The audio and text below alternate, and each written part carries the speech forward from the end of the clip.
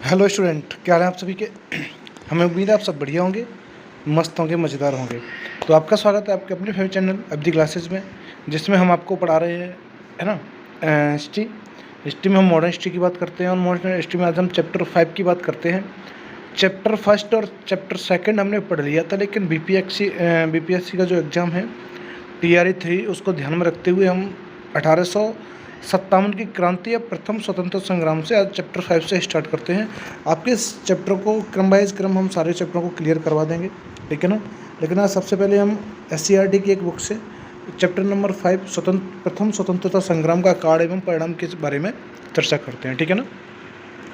देखिए भाई, हम आशा करते हैं आप लोगों को वीडियो अच्छी लगेगी। अगर आप लोगों को वीडियो अच्छी लगे या क्लास अच्छी लगे तो आप सभी साथी हमारे पूरे कंटेंट को आप बढ़िया तरीके से या नोट कर सकते हो, नोट डाउन कर सकते हो। और जो भी वीडियो अगर आप लोगों को सही लगती है तो आप सभी साथी हमारी इस वीडियो को लाइक करें, शेयर करें और सब्सक्राइब करें चैनल को, है ना।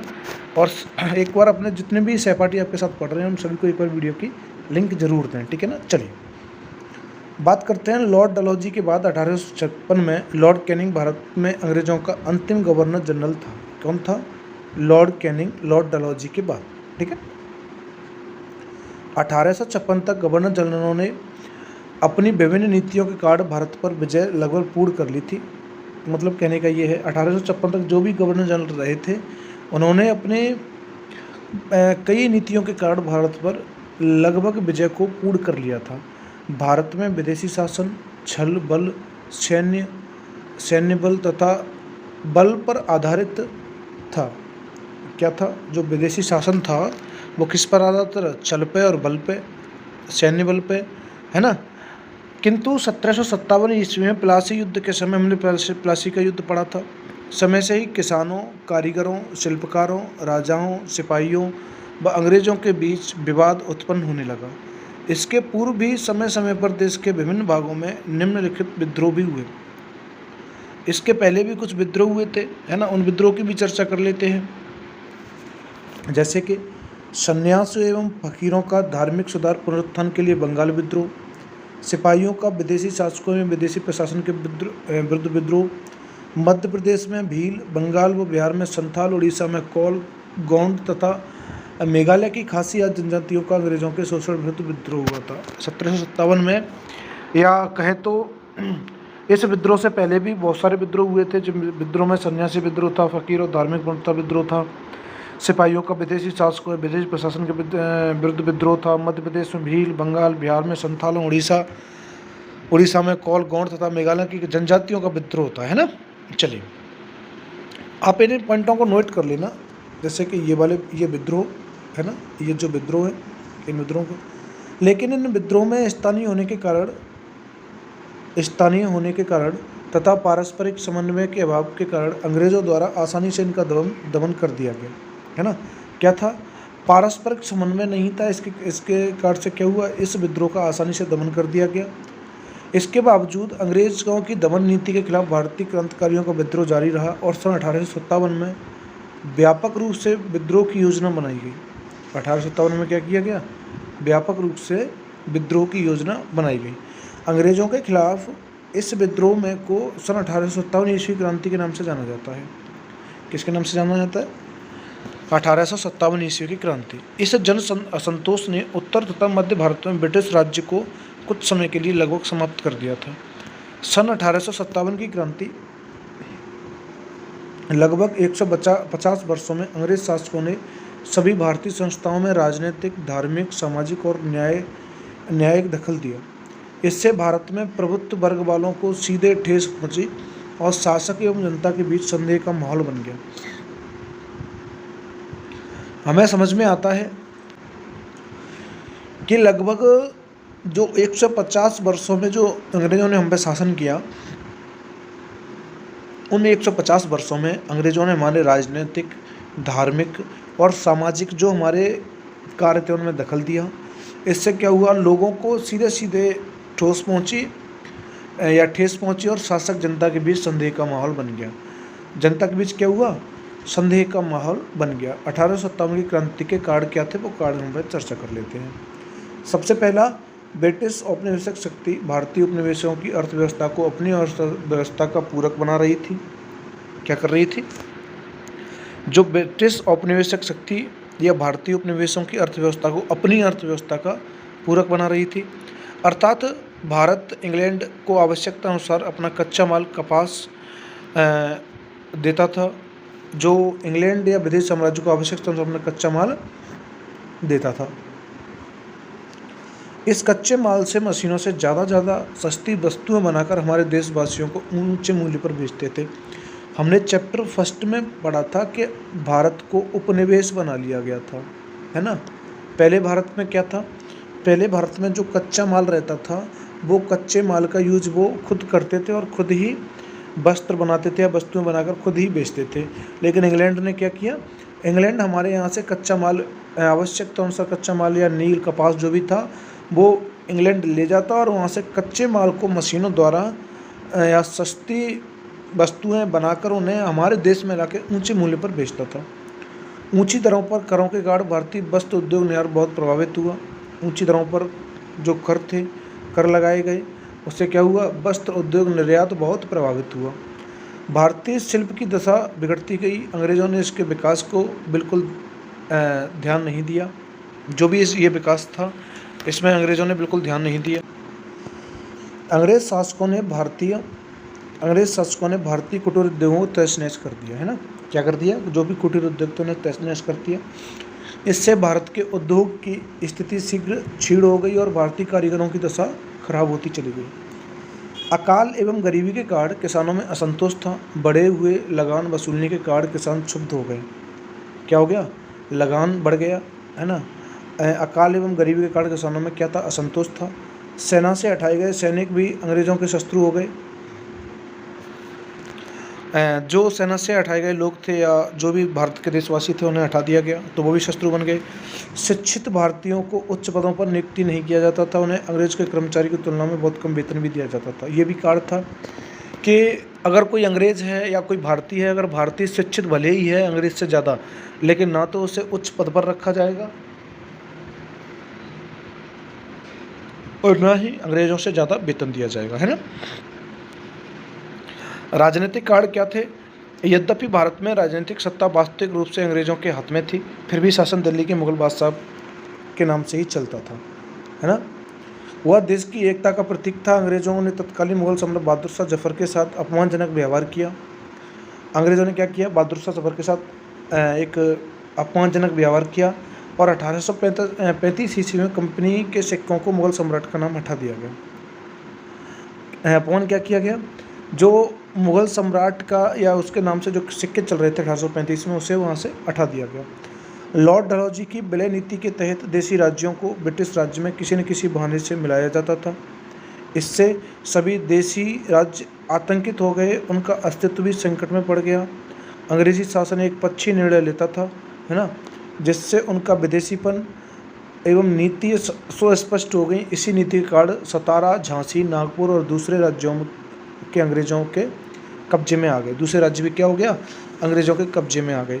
डलहौजी ने पेशवा बाजीराव के दत्तक पुत्र नाना साहिब की वार्षिक पेंशन भी बंद कर दी, जिससे नाना साहिब तथा अन्य राज्य के कट्टर शत्रु हो गए। डलहौजी ने कुशासन के कारण अवध को अपना साम्राज्य में मिलाने के बाद सिपाहियों को हटाया। तो कहें तो डलहौजी ने कुशासन के कारण अवध को अपने साम्राज्य में मिलाने के बाद सिपाहियों को हटा तो दिया, लेकिन उन्हें कोई रोजगार नहीं दिया गया। इससे उनके मन में अंग्रेजों के प्रति नफरत हो गई। ये पॉलिटिकल कारण हैं, कहें तो राजनीतिक कारण हैं। बात आई समझ में? अंग्रेजों द्वारा जमींदारों, तालुकदारों, भूमि के मालिकों को बनाया गया और उन्हें मनमाने लगान वसूलने की छूट दी गई, जिसके कारण किसानों में असंतोष था, है ना। ब्रिटिश न्याय प्रणाली भारतीय कानून की अनदेखी करती थी। यह प्रणाली भारतीयों के लिए बड़ी खर्चीली, पेचीदी और लंबी प्रक्रिया वाली थी। ब्रिटिश न्याय प्रणाली कैसी थी? भारतीय कानून को अनदेखी करती थी और यह प्रणाली भारतीयों के लिए बड़ी ही खर्चीली थी, पेचीदी थी और लंबी प्रक्रिया वाली थी। इसके अलावा भारतीय शासन में ऊंचे पद प्राप्त नहीं कर सकते थे, उनकी योग्यता का आदर नहीं होता था, जिससे भारतीयों के बीच अविश्वास, असंतोष बढ़ गया। अंग्रेजों द्वारा लगाए गए तमाम तरह के बंधन और अपमान भारतीयों के लिए असह्य हो गए थे, है ना। बात कहें तो अंग्रेज़ों के द्वारा जो लगाए गए तरह के बंधन थे, अविश्वास, असंतोष बढ़ गया था, है ना, भारतीयों के बीच अंग्रेज़ों के खिलाफ। क्यों? क्योंकि उन्हें ऊंचे पद पर नहीं रखा गया। इसके अलावा जैसे कि पहला पॉइंट है, इसके अलावा भारतीय शासन में ऊंचे पद पर नहीं रह सकते थे। जो भारतीय लोग थे वो इस शासन में ऊंचे पद पर नहीं रह सकते थे, है ना। चलिए अगले पॉइंट की चर्चा करें तो सामाजिक और धार्मिक कारण क्या थे। सामाजिक और धार्मिक कारण की बात करते हैं तो अंग्रेज भारत की अशिक्षा, सामाजिक अनैतिकता तथा व्याप्त कुरीतियों के साथ साथ आर्थिक पिछड़ेपन और भारत पर शासनाधिकार स्थापित होने से भारतीयों को तुच्छ समझते थे, है ना। सामान्य लोगों को पाश्चात्य शिक्षा दिलाना भारतीयों को ईसाई बनाने की अंग्रेजों की चाल समझी जाने लगी। सामान्य लोगों को पाश्चात्य शिक्षा दिलाना, या जो भी लोग थे, है ना, और भारतीयों को ईसाई बनाने की अंग्रेजों की चाल समझी जाने लगी। अंग्रेजों द्वारा प्रारंभ में की गई रेल डाक व्यवस्था को भारतीयों ने धर्म के खिलाफ तथा ईसाई धर्म के प्रचार प्रसार की चाल समझा। क्या था? जो अंग्रेजों ने रेल शुरू की गई, डाक व्यवस्था को शुरू किया गया, इससे क्या हुआ? अपने धर्म के खिलाफ ईसाइयों का एक धर्म प्रचार या प्रसार की चाल समझी, है ना। ईसाई मिशनरी हिंदू और मुसलमानों का धर्म परिवर्तन करने लगे थे। हिंदू धर्म तथा इस्लाम की खुली निंदा करने लगे। ईसाई क्या हुआ? हिंदू और मुसलमानों का धर्म परिवर्तन करने लगे और हिंदू धर्म और मुसलमान धर्म दोनों की निंदा करने लगे। ब्राह्मण तथा मौलवी पाश्चात्य शिक्षा के प्रसार व प्रभाव के कारण अपनी पकड़ तथा प्रभाव को कम होने की आशंका करने लगे। क्या करने लगे? ब्राह्मण तथा मौलवी पाश्चात्य शिक्षा के प्रसार और प्रभाव के कारण अपनी पकड़ तथा प्रभाव को कम होने की आशंका करने लगे। जो भी मौलवी थे और ब्राह्मण थे वो पाश्चात्य शिक्षा का जितना प्रसार हो रहा था उसके कारण अपनी पकड़, अपने जो भी हिंदू धर्म के या मोमडन रिलीजन से जो लोग बिलोंग करते थे उनकी पकड़ पर आशंका करने लगे। कहने का कारण ये है कि लोग ये समझने लगे कि शायद कुछ न कुछ हमसे दूर होता जा रहा है ना। 1850 ईस्वी में कंपनी ने एक कानून पास किया, जो ईसाई हो जाएगा उसे उसके पैतृक संपत्ति का भागीदार बनाया जाएगा। इससे हिंदुओं द्वारा अपना अपमान समझा गया। मतलब एक धर्म ये कहता है कि अगर आप किसी दूसरे धर्म में चले जाते हो तो आप अपनी पैतृक संपत्ति को नहीं ले सकते, लेकिन कहें तो अंग्रेज़ों ने या कंपनी ने एक ऐसा रूल पास किया जिसमें कहा गया कि अगर कोई व्यक्ति ईसाई हो जाएगा तो उसकी पैतृक संपत्ति में उससे भागीदार बनाया जाएगा। इससे हिंदुओं ने क्या समझा? अपने धर्म का अपमान समझने लगे, है ना। अब बात करते हैं सैन्य कारण क्या थे। सैन्य कारण, सेना में भारतीयों के साथ भेदभाव किया जाता था। ये पॉइंट तो हम पहले भी कर चुके हैं। उन्हें ऊंचे पद पर नहीं रखा जाता था। उनका वेतन एवं सुविधाएं अंग्रेजों के सैनिकों की अपेक्षा कम थी। उनका जो वेतन था उन्हें अंग्रेजों की अपेक्षाकृत कम था। अंग्रेजों ने नई राइफलों का प्रयोग किया जिनमें लगाए जाने वाले कारतूसों में गाय एवं सूअर की चर्बी होने की अफवाह होने लगी। इससे हिंदुओं और मुसलमान दोनों के धार्मिक भावनाओं को ठेस पहुंची और इस बात से अंग्रेजों के खिलाफ विद्रोह की चिंगारी का काम किया। कहें तो जो एक नई राइफल के लॉन्च की गई अंग्रेजों द्वारा, तो ऐसी अफवाह उड़ गई कि इस राइफल के जो कस्तूर होते हैं या उनमें क्या यूज़ किया जा रहा है, सूअर की चर्बी और गाय की चर्बी का यूज़ किया जा रहा है। ये एक चिंगारी की तरह काम किया इस बात ने, है ना। चलिए, क्रांति की योजना क्या थी। देश में ऐसी अशांत परिस्थितियों में एक सशक्त संघर्ष द्वारा भारत से अंग्रेजों को बाहर निकालने की योजना बनाई गई। स्वतंत्रता संघर्ष की योजना का कार्य नाना साहेब, तात्या टोपे, झांसी की रानी लक्ष्मीबाई तथा कुंवर सिंह बिहार से थे आदि ने आरंभ किया। इस आंदोलन का अखिल भारतीय नेतृत्व करने के लिए बहादुर शाह जफर को चुना गया। आंदोलन का नेतृत्व किसके द्वारा किया जाएगा? बहादुर शाह जफर के द्वारा। दिल्ली, लखनऊ, झांसी, मैसूर, अवध के नवाबों, राजाओं तथा जमींदारों से संपर्क किया गया।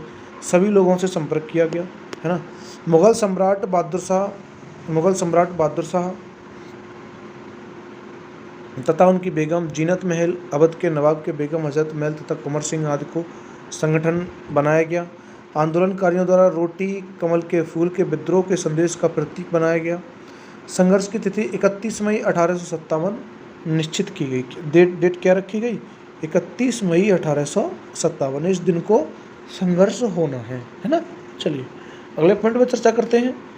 तो क्रांति की प्रमुख घटनाओं में उत्तर प्रदेश का योगदान, है ना। देखिए, एक सेकंड रुकिए ना। हम यूपीएससीआरटी की चर्चा कर रहे हैं, तो क्रांति की प्रमुख घटनाओं में क्या हुआ या उत्तर प्रदेश का योगदान क्या था, इस बात की चर्चा कर लेते हैं। लॉर्ड कैनिंग ने चर्बी युक्त कारतूस के प्रयोग के लिए भारतीय सैनिकों के साथ धोखाधड़ी। 29 मार्च सन 1857 को बंगाल की छावनी में सिपाही मंगल पांडे ने कारतूसों के प्रयोग से मना कर दिया तथा अपने साथियों को विद्रोह के लिए संगठित किया। इसके परिणाम स्वरूप मंगल पांडे को फांसी दे दी गई। मंगल पांडे ने सारे काम किए तो मंगल पांडे को क्या दे दिया गया? मंगल पांडे को दे दी गई फांसी, क्योंकि मंगल पांडे ने इस चीज़ का विरोध किया और विरोध करने के बाद और उसने अपने साथियों को भी इकट्ठा किया। 9 मई की घटना के अनुसार 90 में से 50 सिपाहियों ने कारतूस में दांत लगाने से मना कर दिया। इस कारण इन सिपाहियों को 10 वर्ष की जेल की सख्त सजा दी गई। 10 मई 1857 ईस्वी को मेरठ में तैनात पूरी भारतीय सेवा ने विद्रोह कर दिया तथा जेल पर धावा बोलकर अपने साथियों को छुड़वा लिया और अंग्रेजों के अधिकारियों को मार डाला, है ना। क्या हुआ? 10 मई 1857 को मेरठ में जो पूरी सेना थी या पूरा जो भारतीय ग्रुप था जहाँ पर भारतीय सैनिक थे, उन लोगों ने क्या किया? पूरी जेल पर धावा बोल दिया और अपने जो 45 साथियों को जेल कर दी गई थी, है ना, उन लोगों को छुड़ा लिया और जो अंग्रेजी हुकूमत के जो अधिकारी थे उन्हें क्या कर दिया गया? उन्हें मार दिया गया, है ना। चलिए अब बात करते हैं इलाहाबाद प्रयागराज। जून 1857 ईस्वी में लियाकत अली ने नेतृत्व में क्रांति का बिगुल बजाया, लेकिन जनरल ली ने इस क्रांति का दमन कर दिया गया। इलाहाबाद से ये था। फैजाबाद 1857 ईस्वी स्वतंत्रता संग्राम का फैजाबाद में नेतृत्व वाली मौलवी अहमदुल्लाह ने किया। कैंपबेल ने यहाँ स्वतंत्रता संघर्ष को दबा दिया। यहाँ पर किसने दबाया? कैंपबेल ने, जनरल नील ने, कैंपबेल ने, है ना। फिर संघर्ष हुआ बहराइच में। राजा हरदत्त सिंह, है ना, बहराइच में क्रांति का नेतृत्व किया। उन्होंने अपनी बॉन्डी के किले से अंग्रेज़ों का कड़ा मुकाबला किया, लेकिन अंततः वीरगति को प्राप्त हो गए। इसके बाद हजारों सैनिकों ने दिल्ली की ओर कूच किया। वहाँ के लोग उनके साथ मिलकर लाल किले पहुँचे। वहाँ पहुँचकर बहादुर शाह द्वितीय को भारत का शासक घोषित कर दिया। लेकिन 4 माह बाद अंग्रेज़ों ने दिल्ली पर पुनः आधिपत्य जमा लिया। बहादुर शाह द्वितीय को 1862 में रंगून में मृत्यु हो गई। यह घटना मध्य भारत तथा रुहेलखंड में आग की तरह फैल गई। इसके कारण बरेली, कानपुर, लखनऊ, वाराणसी, झांसी सैनिकों में अंग्रेज के विरुद्ध हथियार उठा लिया गया। सारी जगह पर हथियार उठा लिया गया। क्यों? क्योंकि बहादुर शाह की डेथ हो गई 1862 में। कहाँ? रंगून में। कहें तो एक शब्द और यूज किया था, यंगून। अगला पॉइंट है बरेली में खान बहादुर खान ने क्रांति का नेतृत्व किया। उन्होंने स्वयं को नवाब घोषित कर दिया गया। कैंपबेल के नेतृत्व में यहाँ की क्रांति को दबाया गया तथा खान बहादुर खान को फांसी दे दी गई, है ना। कानपुर में नेतृत्व करने वाले नाना साहेब थे। कानपुर में पेशवा घोषित कर दिए गए। अजीमुल्ला खान नाना साहेब का सहयोगी था। नाना साहेब ने अंग्रेज़ों की सारी फौज को कानपुर से खदेड़ दिया। नाना साहेब ने आत्मसमर्पण करने वाले सिपाहियों को छोड़ दिया। इन अंग्रेज़ों सिपाहियों को नावों द्वारा नाना साहेब सुरक्षित इलाहाबाद भेज रहे थे, किंतु जैसे ही ये लोग नाव पर बैठे वैसे ही नाना साहेब के आदमियों ने उन पर आक्रमण करके महिलाओं और बच्चों को छोड़कर सभी को मार डाला। इसके बाद अंग्रेज जनरल हैवलॉक ने कानपुर कब्जा करके नाना साहेब को नेपाल भेज दिया।